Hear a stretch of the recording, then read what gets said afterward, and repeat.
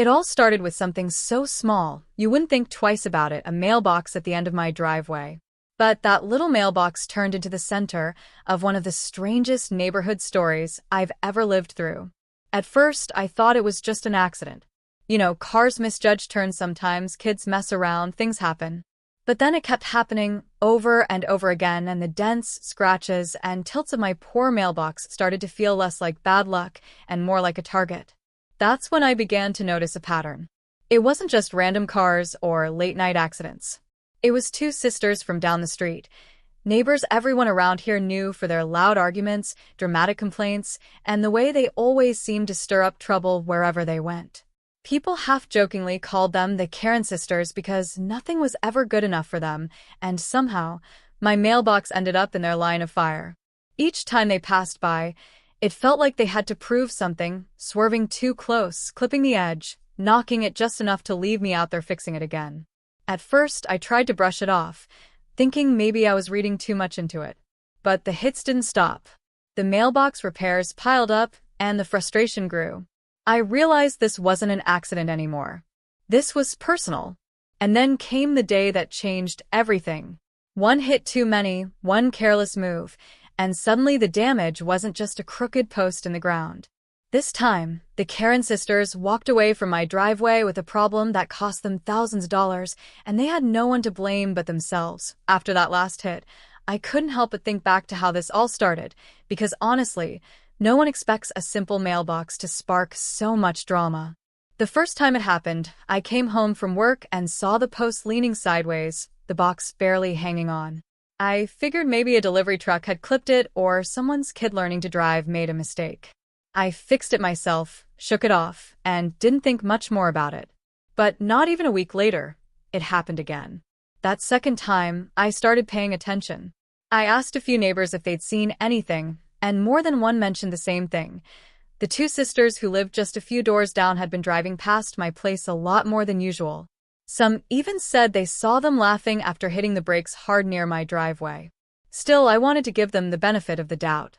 After all, it's not the easiest thing to accuse your neighbors of something like that without proof. But then it kept happening. 3 times. 4 times.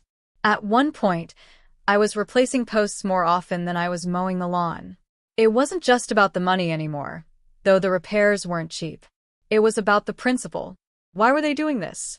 What did they get out of targeting something as harmless as a mailbox? The sisters themselves were a story all on their own. They had a reputation around the neighborhood, complaining at HOA meetings, arguing about parking spaces, even calling the city once about someone's lawn being too tall. So, in a strange way, it wasn't surprising they'd stir up trouble.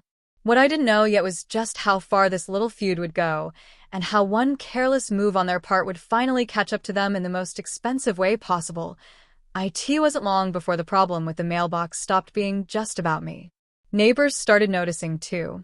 Some would slow down as they drove past my house, pointing at the fresh dents or shaking their heads like they couldn't believe it was still happening.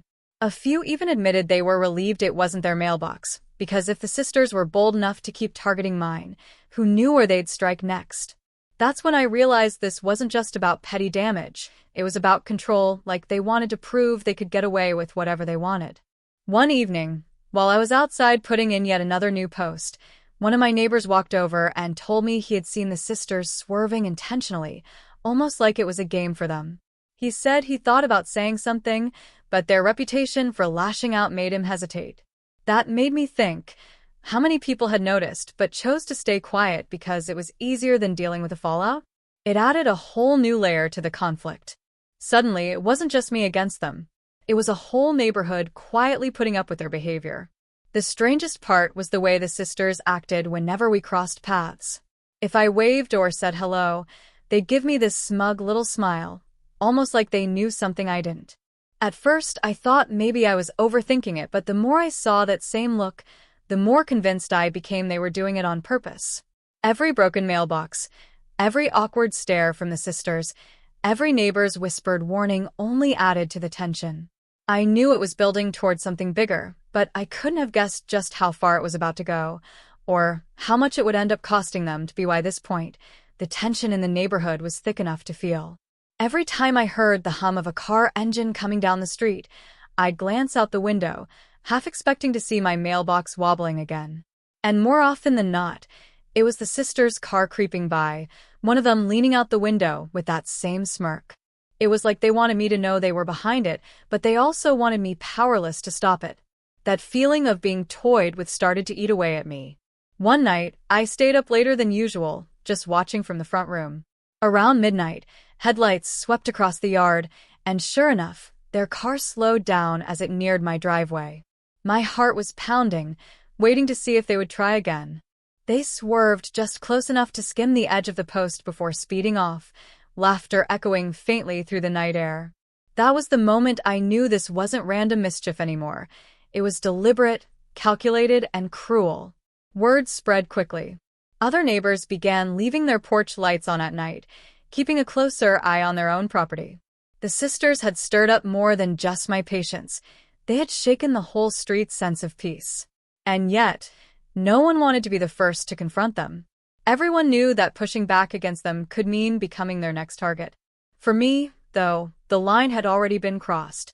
The cost of fixing and replacing the mailbox was adding up, and the frustration of watching them get away with it made every new repair feel heavier. Something had to give.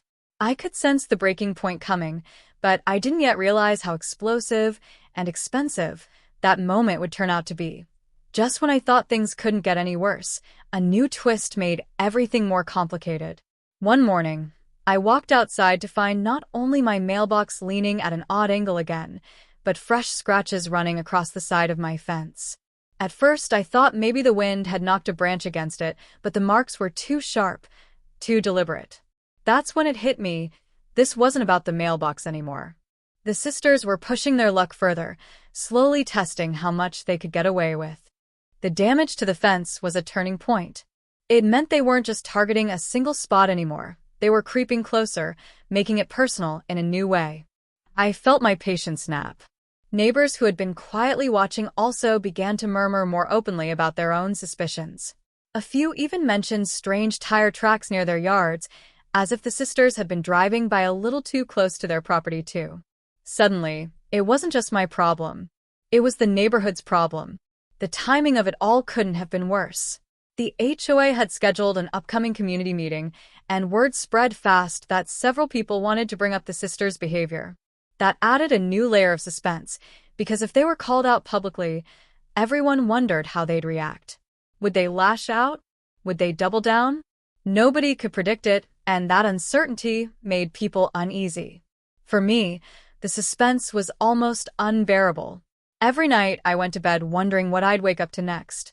The sisters had already made it clear they weren't afraid to cross lines, and with the entire street buzzing about their antics, it felt like the stage was being set for something much bigger and much messier than anyone expected. The night before the HOA meeting, the tension finally boiled over. I was sitting inside when I heard a loud crunch outside my window. My stomach dropped, and I rushed out the door to see the sisters' car angled awkwardly across my driveway. This time, they hadn't just clipped the mailbox. They had driven straight into it, hard enough to bend the metal post and leave their bumper hanging loose. Sparks from the impact had even scorched the edge of my lawn. For a moment, the street fell silent. Porch lights flicked on one by one as neighbors stepped outside, drawn by the sound. Everyone had seen the aftermath of their games before, but this time there was no denying it. Their car was stuck, the damage plain as day, and the sisters couldn't laugh it off or drive away unnoticed. In the most ironic twist of all, their obsession with destroying my mailbox had finally backfired on them, literally. The police were called, and while no one was hurt, the damage was undeniable. Between the repairs to their car, the mailbox, and the property they had torn up, the bill quickly climbed into the thousands. The sisters argued, pointed fingers, and tried to twist the story, but the neighbors stood together. For the first time, people weren't afraid to speak up, and every witness account made it harder for the sisters to escape the truth. But here's the part no one expected. Just as the dust was settling, one neighbor revealed they had quietly installed a security camera weeks earlier, capturing not only that night's crash, but every single time the sisters had hit my mailbox before.